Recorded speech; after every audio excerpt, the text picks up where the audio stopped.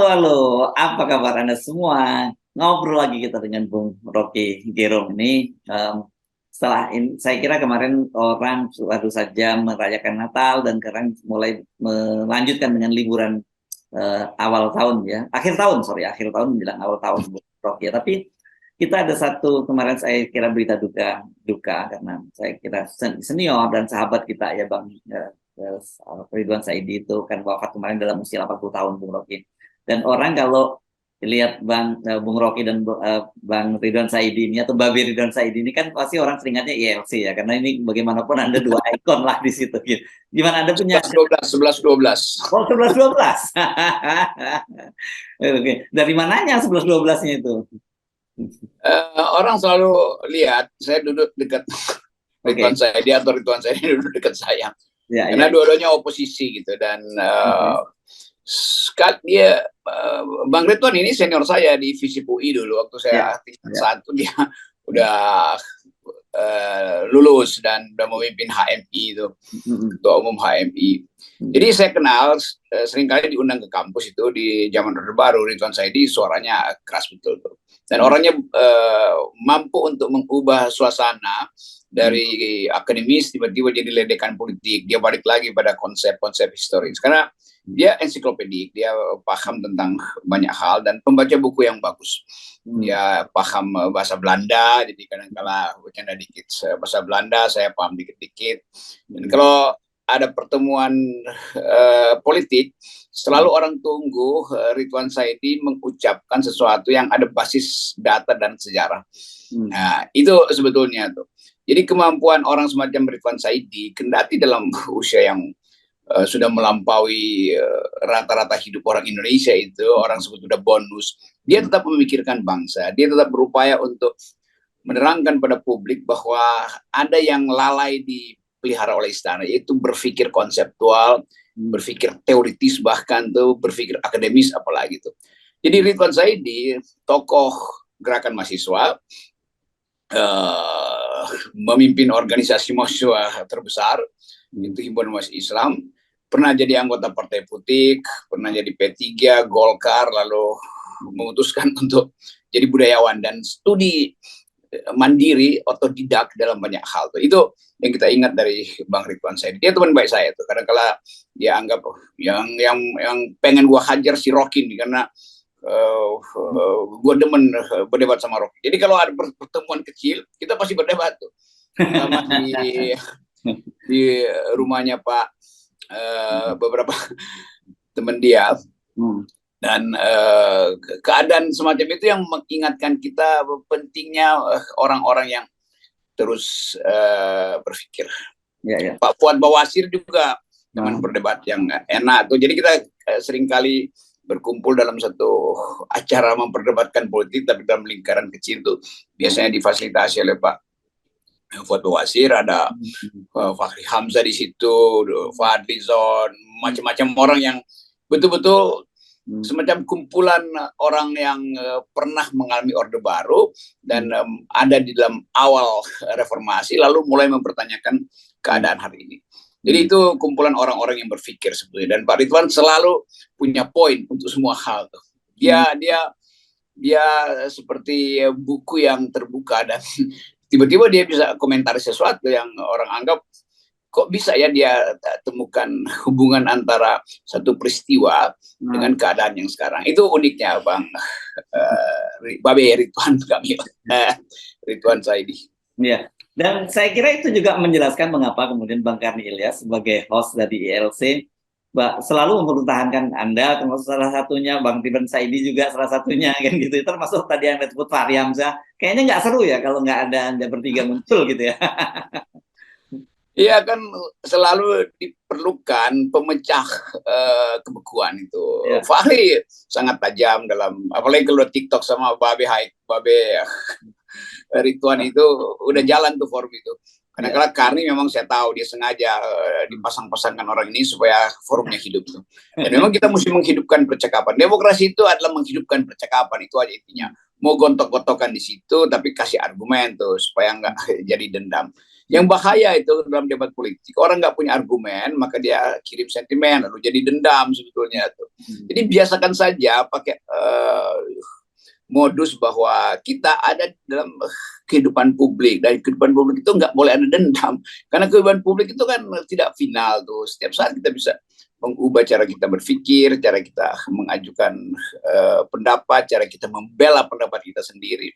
Jadi banyak orang yang baper sebetulnya. Baper itu kan juga kritik Jokowi, tapi dia bilang Jokowi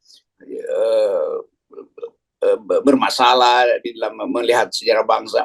Lalu orang tersinggung. Yang dia kritik adalah Presiden Jokowi. Kalau Jokowi bukan presiden, siapa yang peduli dengan Jokowi kan? Demikian juga saya lakukan itu tuh. Jadi orang marah kalau kita kritik. Kalau saya bilang Jokowi nggak paham sejarah bangsa tuh. Lo kok menghina presiden? Ya bukan menghina presiden. Kita memberitahu faktanya. Itu bukan hinaan kan? Dan itu intinya tuh. Tapi kan dia presiden, justru karena presiden maka kita mesti ingatkan, pelajari sejarah bangsa. Kalau dia bukan presiden, peduli amat dengan orang yang nggak paham sejarah bangsa. Tapi sebagai pemimpin, dia mesti paham karena dia diminta untuk memahami sejarah supaya bisa bikin proyeksi masa depan kan. Nah, hal semacam itu yang baper-baper, namanya BB, baper-baper, baser-baser baperan ini, baser-baser baperan. Oke. Ini menarik ya. Itu. Ya. Nah, ini penting nih tadi sejarah ini kan beberapa kali kita menyinggung soal sejarah. Tapi nanti kita terusin. Tapi balik dulu ke Babe ya. Babe ya. Ridwan Said ini. Walaupun kita sebenarnya manggilnya Bang ya, tapi orang kemudian banyak manggil Babe. Jadi ya, kita belakangan dipanggil Babe, dulu kita panggilnya Bang Ridwan aja. Ya. Nah, kita kehilangan ya ada figur seperti beliau ini karena menurut saya sangat komplit, dan salah satunya yang saya kira kita harus kagumi dari beliau itu sampai berapa hari sebelum sakit itu beliau masih setiap hari menulis yang disebut dalam tulisan cabe ya, catatan Babe, yang juga dimuat di FNN gitu ya. Walaupun pendek-pendek tapi ini konsistensi yang luar biasa loh. Setiap hari bisa mempertahankan menulis itu. Itu saya tahu dari awal dia menulis itu. Orang-orang yang waktu saya mahasiswa tuh saya baca Babe Ridwan menulis, kadang-kadang berdebat dengan Gus Dur. Gus Dur juga menulis rutin di Tempo, di Kompas, kadang-kadang berdebat dengan lingkungan yang menganggap dia terlalu liberal.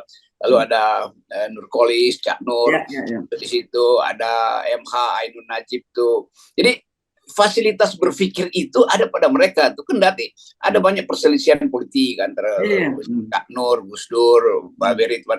Tapi bagi mereka, dan itu yang saya ingin pertahankan sebetulnya, kondisi berpikir itu terpelihara.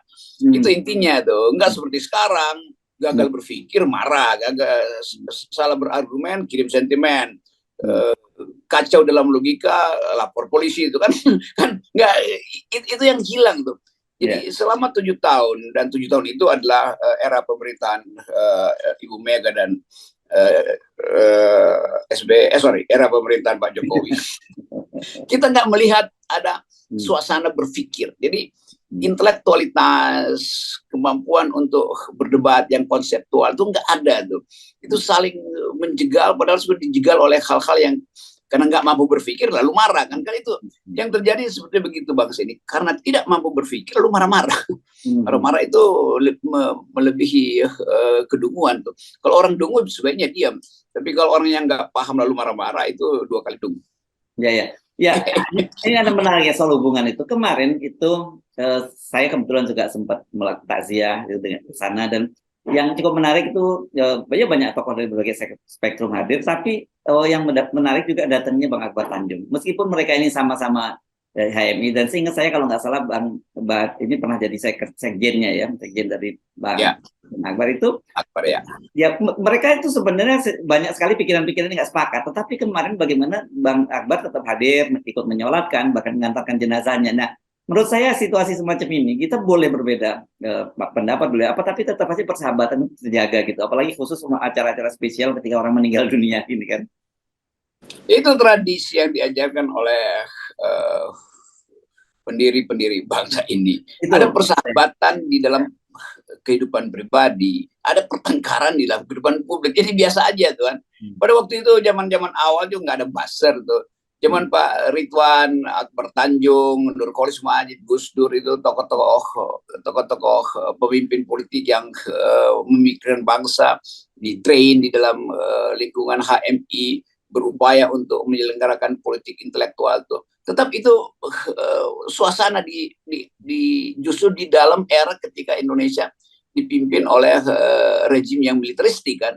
Jadi itu ajaibnya, justru ketika terbuka demokrasi sekarang hari-hari ini, orang nggak mau berdebat secara intelektual, maunya langsung lu pro siapa, lu fanatik pada siapa. Jadi fanatisme itu tumbuh justru karena nggak ada percakapan intelektual. Jadi itu konyolnya di situ tuh. Nah, tokoh-tokoh yang harusnya kita anggap di awal reformasi mampu sekarang jadi fanatik semua. Jadi Jokowisme semua itu. Padahal Pak Jokowi sebetulnya nggak punya isme kan, karena dia nggak paham masa depan, dia gagal membaca sejarah masa lalu, dan itu yang kita sebut Pak Jokowi bukan orang yang sesuai dengan apa yang dibayangkan oleh pemimpin bangsa. Itu orang yang punya konsep berpikir tuh. Dan pasti orang akan anggap bahwa saya menghina Pak Jokowi. Bukan. Saya mempersoalkan status presiden yang seharusnya jadi acuan dari sistem kita bernegara dari awal, yaitu punya kemampuan berpikir tuh. Dan itu yang nggak ada. Bayangkan misalnya setiap kali wartawan asing tuh ketemu saya, kok presidennya cuma soal yang sederhana mesti lihat teks ya, kayak soal apa kemarin itu politik identitas, dia mesti ngelirik teks. Artinya kan dia nggak paham problemnya kan. Kalau dia paham dengan fasih dia bisa ucapkan itu artinya dia di brief aja tuh. Ini wartawan asing loh yang berarti itu kan. Ya, teman mereka tuh. Nah itu yang nggak ada pada Ridwan Saidi. Ridwan Saidi di luar teks dia bisa ucapin semua hal tentang kemajemukan, tentang liberalisme, tentang komunisme, Pancasila, apa konsepnya, karena kita tahu dulu P3 menolak Pancasila sebagai asas tunggal dan Ridwan Saidi ada di depan, tapi dia kasih argumen. Jadi hal-hal beginian yang kita anggap bahwa kita kehilangan Bang Ridwan, Babe Ridwan, karena kita kehilangan orang yang berpikir. Kita merasa kehilangan kalau kehilangan orang yang berpikir. Kalau orang yang kerja aja sih banyak yang bisa gantiin kerja. Tapi berpikir itu adalah hal yang unik pada bangsa ini. Karena kita memerdekakan diri dengan debat akademis yang kuat untuk menghasilkan konstitusi di Dewan Konstituan. Kita berdebat di forum internasional untuk mempertahankan kedaulatan negara di awal kemerdekaan. Semua suasana itu ada di dalam kehidupan awal politik kita. Sekarang dia hilang dan Bang Ridwan, salah seorang yang tangguh untuk mempertahankan tradisi debat intelektual, juga sudah kembali ke alam baka yang abadi di sana. Selamat jalan Bang Ridwan. Yes, oke. Kita lanjutin ya, mumpung kita ngomongin Bang Ridwan dengan sejarah, karena beliau ini mengidentikan dengan sejarah. Meskipun orang sering menganggap ini sangat kontroversial, mempertanyakan rujukannya, tapi tetap saja itu kan membuka ruang-ruang perbincangan publik yang sangat menarik. Nah, kalau tadi Anda menyinggung bahwa andai kata saja sekarang ini kita mau sempat melongok pada sejarah, sebenarnya banyak sekali keteladanan ya di masa lalu, sehingga tidak perlu terjadi situasi yang kita hadapi seperti saat ini gitu. Iya, itu sebabnya pengetahuan sejarah juga harus jadi kurikulum partai-partai politik, jadi kurikulum menteri-menteri. Coba kita tanya pada kabinet Pak Jokowi sekarang, berapa orang yang tahu apa yang disebut Dewan Konstituante yang dibubarkan oleh Presiden Soekarno? Dewan Kolonel tahu, Bung Rocky. Dewan Kolonel mereka tahu. Dewan Kolonel dan Dewan Kopral mereka tahu. Kan itu sejarah. Kan sekarang lagi sibuk kita bicara tentang potensi kita untuk kembali pada naskah awal konstitusi, sekaligus kita mau kembalikan naskah itu di dalam situasi perdebatan. Kan kalau Pak Lanyala berupaya untuk menerangkan tentang pentingnya naskah konstitusi awal, harusnya kita percakapkan itu dalam konteks intelektualnya tuh. Dimensi politiknya kita tunda dulu, karena Dewan Konstituante itu dibubarkan oleh Presiden Soekarno dengan dekret. Karena Soekarno merasa kok lama amat muter-muter di situ, sementara arogansi Soekarno udah nggak tahan untuk dapat konstitusi yang dia rancang dulu, ikut merancang bahwa itu konstitusi sementara sebetulnya. Karena itu harus dipercakapkan. Tetapi kita tahu juga bahwa pada waktu itu sebetulnya percakapan tentang konstitusi, Dewan Konstitusi perdebatan itu hampir selesai. walaupun kacau, tapi semua orang datang dengan argumen, karena banyak argumen terpaksa diperpanjang. Sementara ada kekuatan politik yang udah nggak sabar, lalu Soekarno memutuskan atas pengaruh partai-partai yang tidak sabar itu mengeluarkan dekret. Jadi kondisi dikeluarkannya dekret itu justru menghentikan pembicaraan intelektual tentang undang-undang dasar, rancangan undang dasar di situ tuh. Saya kira itu yang kita harus ingatkan dalam upaya yang dipelopori oleh DPD, terutama Pak Lanyala, untuk membicarakan kembali tradisi berdebat di konstituante itu. Jadi jangan selalu kirim dendam itu. Dan itu enaknya kalau suasana di awal kemerdekaan dibawa ke sini. Jadi apapun biarkan itu tumbuh di dalam perdebatan intelektual.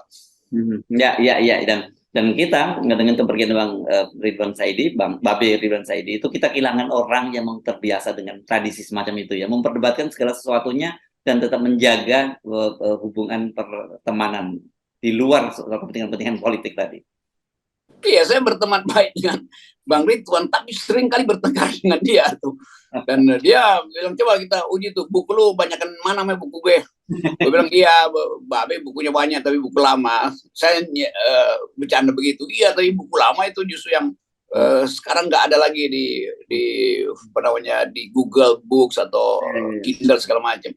Jadi betul bahwa Ridwan Saidi mengumpulkan banyak buku, dan buku itu saya kira diasuh sekarang oleh Fadlizon. Jadi Fadlizon juga berteman baik dengan Ridwan Saidi, karena Fadlizon lihat bahwa koleksi akademis dari Ridwan Saidi itu luar biasa tuh. Dan itu sebetulnya yang kita mau tagih, apakah menteri-menteri kita itu punya koleksi akademis yang seperti itu tuh. Jangan-jangan isinya adalah file-file khusus untuk perpanjangan masa jabatan doang yang ada di menteri-menteri itu kan. Itu yang ingin kita kontekskan kehidupan intelektual Ridwan Saidi dan kehidupan akademisnya itu seiring tuh, dan dua-duanya bermutu.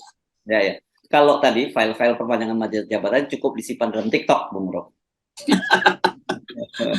Itu kan, jadi terlihat betul bahwa bangsa ini kehilangan visi akademis, dan kapan dia kehilangan, ya terutama sejak 7 tahun terakhir ini, dengan segala macam argumen, mau dimaafin nggak dimaafin, itu faktanya tuh bahwa menurut Rocky Gerung bangsa ini kehilangan visi. Ada faktanya, ada banyak faktanya tuh. Tapi yang itu kan kebencian pada Jokowi. Lo memang faktanya nggak ada visinya kok. Bagaimana coba? Jadi bukan soal kebencian, ini soal kejujuran untuk mengatakan bahwa sejarah intelektual bangsa ini terhalang selama 7 tahun karena pemimpin-pemimpin tidak punya visi, pemimpin tidak paham tentang arah sejarah dan asal-usul sejarah. Itu sekedar mengingatkan atau membuat perbandingan antara dimensi akademis yunto politik yang ada pada almarhum Ridwan Saidi dan mereka yang sekarang sedang berkuasa yang kosong dimensi akademisnya.